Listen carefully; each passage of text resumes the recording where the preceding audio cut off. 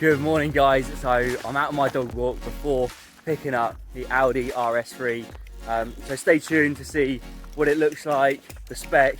Going to go through it and show a bit of the pickup day as well. Should be a nice little handover lounge that we'll be doing it in, and yeah, I think it's going to be a pretty cool day. And just as I start filming that, Rocco decides to jump in and gets really muddy legs in the river, so he won't be going in there later today. So on our way, just about to get into Reading Audi, about to pull in as we sort of enjoy the last few moments in the Volvo before we shoot into the new car. So yeah, it's weird. We've had this car for like 4 or 5 years, and it's, you know, it's a good car. Like, it's reliable. It's a Volvo, and you know, it's it does what it needs to. But in terms of like the difference in performance and stuff, I think this is going to be, you know, a whole other level. So yeah, about to pull in now. So here we are, we're going.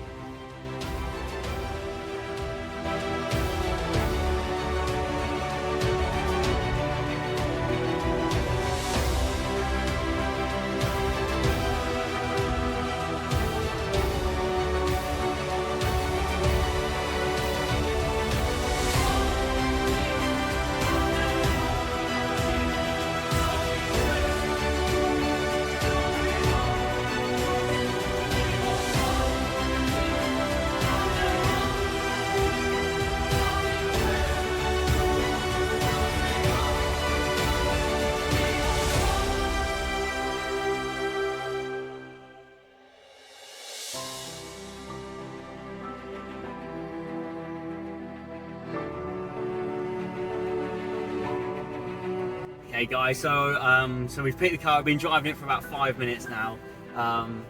Quite a cool experience at Audi. It was obviously we got put in the, I think it's the Le Mans handover lounge here at Reading Audi. Cover all over the car. Just the level of time and service that went into it, showing us all the different features, setting our phones up, all that sort of stuff. Just so it's now like it's ready for us to drive. It's all lit, synced up, and you know, good to go, which is fantastic. What I think of driving it, we'll find it's always weird because with a test drive, obviously you've got the guy in the back and you're a bit like, you know, trying to make small talk and stuff like that, talking about the car. Whereas now I just feel like I've had a bit of time just to enjoy driving the car and going through the different settings. You've got comfort, you've got dynamic, performance, individual, all these sort of different ones which change the way the car works. But the comfort mode is fantastic. It's just for your daily driving, nice and easy going, very like, and that's what I say, where we're sharing a car and Steph doesn't necessarily want all the you know, high revving engine all the time and all that sort of stuff. It's just fantastic for that, and then like you just switch it over into dynamic or performance, and then you just feel it. And you know, being in a car like this, 0 to 60 in 3.8 seconds, it shifts if you want it to, but it doesn't feel like it's constantly wanting to move, which is really nice. As I look around, we've been shown like there's so many different ways you can individualize the heads-up displays and the maps, and we've got Android Auto and Google Maps and all that sort of stuff just syncs up really nicely, which is good. The color looks so good as well in as the cover came off, just seeing that color again with all the black accents on the wheels and the wing mirrors and all that sort of stuff. It just looks perfect for me. I'm sort of like, when I was on like Grand Theft Auto or you know, Gran Turismo and all these different games where you get to buy your car and you spec it how you like, I would like buy cars and spec it with this blue with the black, and you know, and then like being in that position where I'm in the Audi garage that I've walked into about 30 or 40 times in the last 8 or 9 years. You know, sitting in the cars thinking, oh, one day I'll have a car like this. It is just it's just, I was actually quite emotional. Like, it sounds a bit sad, but I was a bit emotional talking to the guys in there and telling them about that experience of going from my Vauxhall Corsa, which was a complete banger of a car, into this, and it's just unreal what it can do. So yeah, I think in terms of am I happy with the purchase, I think it's fantastic. Steph hasn't had a chance to drive it yet, but we're just going at, we picked it up, so our appointment was at 11. We're driving, so we finished at about 1:45, so it was a bit of a lengthy handover. but we're driving up to Henley on Thames now, which is quite a nice little drive from Reading. So we're going to do that, grab some lunch, and then Steph's going to drive it back. But from where I'm at right now, I'm just so over the moon with the car. It's just like, you know, putting the speakers up to full volume and stuff wouldn't be something I do when I've got the Audi guy in the back of the car. But when I did it, and the music pumping and the Bang & Olufsen speakers that are in here is just incredible. So if you don't know already, that the RS3 has like 3 different specs. So you've got like the standard spec, you've got the black edition, and then you've got the Vorsprung, and the Vorsprung is the more like premium spec, and that's exactly what we've got. And yeah, it's just little touches that I'll touch on later in the video that we get with the Vorsprung, which, you know, to the average person probably doesn't really matter, but when you're sort of choosing between them, you think, well, the difference in price and the reason we're buying this car and all that sort of stuff. Just thought, no, let's have no regrets and just get the best that we can. And yeah, gonna just enjoy driving it for a little bit now, and yeah, go from there.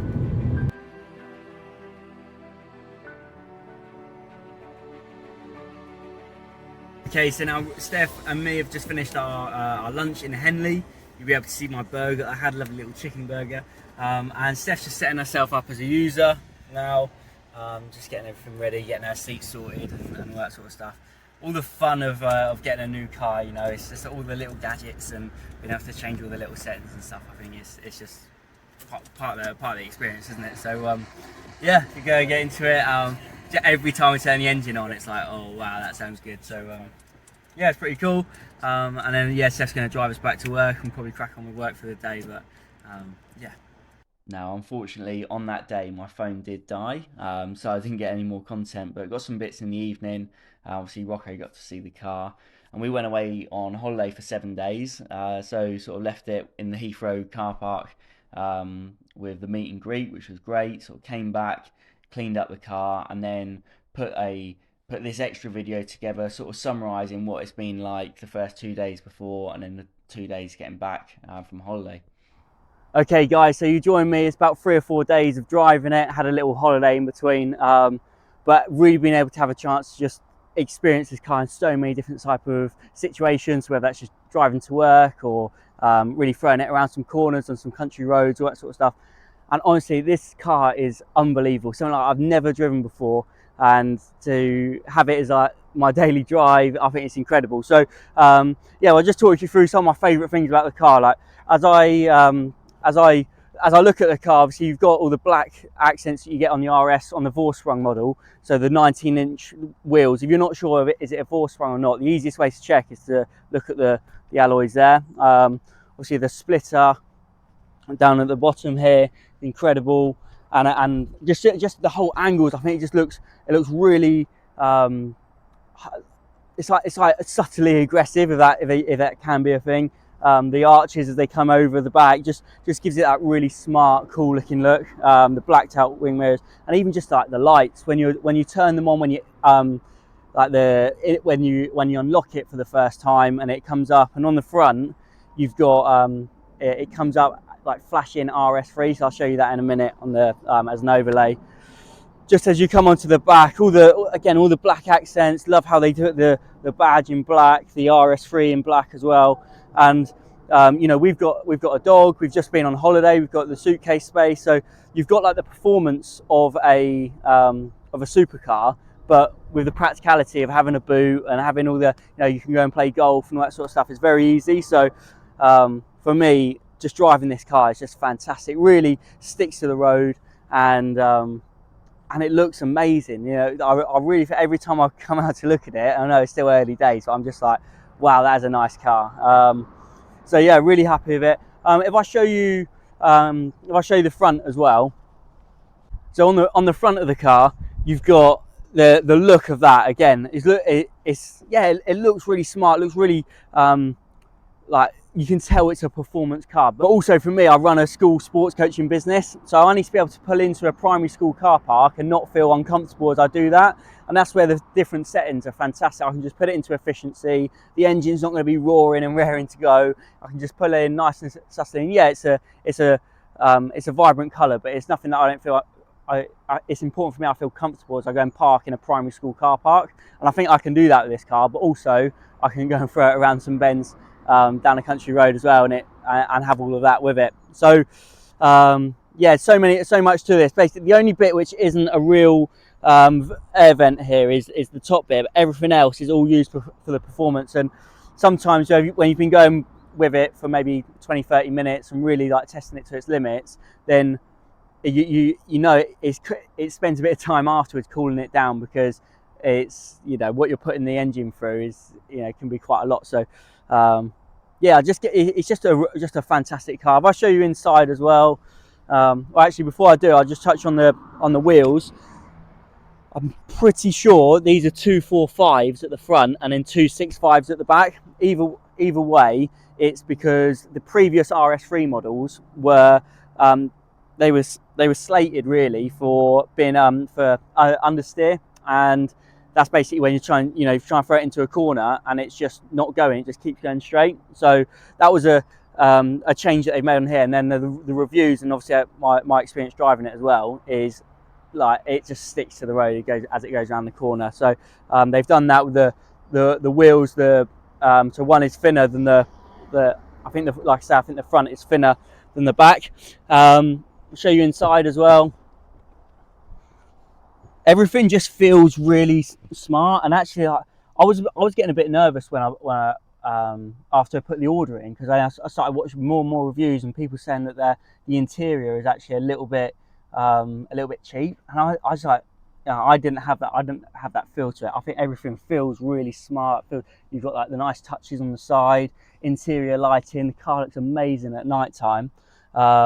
Plus, just the setting inside for sharing it. I don't know if you can see here, but I can go. We can select user and go Steph or Charlie. If I do Steph, for example, I'm gonna just need to put that on. But it's going to change all the wing mirrors, change all the car. Just these basic things that just make it. It's going to start beeping at me. That just make it so good to share a car. Really comfortable seats. This car gets compared to the Mercedes A45 AMG, and those seats are like bucket seats. Are, you know, fantastic for going around a corner and, you know, keeping you in place, which some would argue that these don't. But I don't even notice it personally, and they are super comfortable for longer drives. They're fantastic. So yeah, I just love the look of everything in here. I think it feels really smart as you're driving it. Super safe as well, that as you're driving it down a motorway at night time, it's lighting up. You can have your full beams on and it's not going to blind any of the drivers in front of you. It's just going to light up the areas which aren't going to blind people. So if I'm in the slow lane, it will light up all the left hand side of the road signs. It can actually pinpoint the light onto the road sign, so you can read it really clearly.